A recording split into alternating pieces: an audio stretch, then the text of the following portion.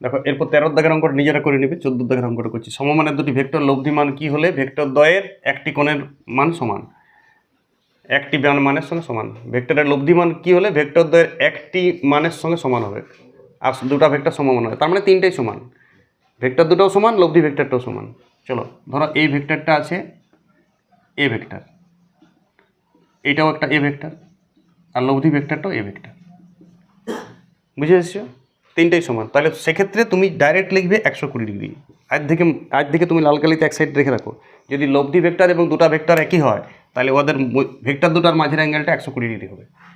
কী করে এসে দেখবে নাকি একটু দেখো। বলো এ স্কোয়ার প্লাস বি স্কোয়ার মানে ও স্কোয়ার, 2ab cos থিটা মানে টু এ স্কোয়ার কস থিটা সমান লব্ধি ভেক্টর টু স্কোয়ার। তাহলে স্কোয়ার গেল, তাহলে কস থিটার মানের কত? -1/2। -1/2 মানে cos 120 ডিগ্রি মুখস্থ করতে হবে, মুখস্থ করার রেজাল্ট থিটা সমান 120 ডিগ্রি। সংযুক্ত কোণ যদি বুঝিয়েছো তো ভালো, না বুঝিয়েছো তো না বোঝাই থাক।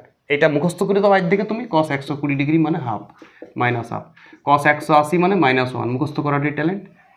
tan 135 ডিগ্রি -1 মুখস্থ করো। sin 120 ডিগ্রি √3/2, এগুলো মুখস্থ লাগবে, নাহলে অঙ্ক তুমি ধুতে থাকো হবে। যোগ চেঞ্জ হচ্ছে স্পিডটা ট্যালেন্ট, অঙ্ক সূত্র মুখস্থ করার ট্যালেন্ট। ফিজিক্সে লাল কালিতে লিখে নাও, যদি লব্ধি ভেক্টর এবং নিজের ভেক্টরগুলোর মান একই হয় তাহলে তাদের মধ্যেকার অ্যাঙ্গেল অলওয়েজ 120 ডিগ্রি।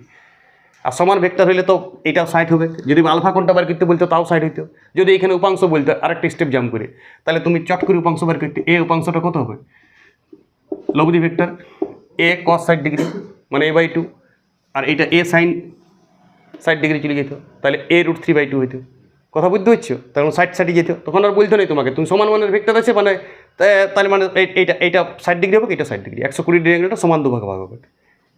তখন তোমাকে উপাংশ বার করা যেত।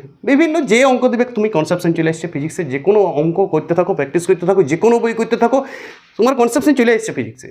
যদি পরপর অঙ্কগুলো করছো আমার সাথে সাথে, থিওরি পড়ার দরকার নাই, প্রমাণ করে কিছুই লাভ নাই, সময় নষ্ট।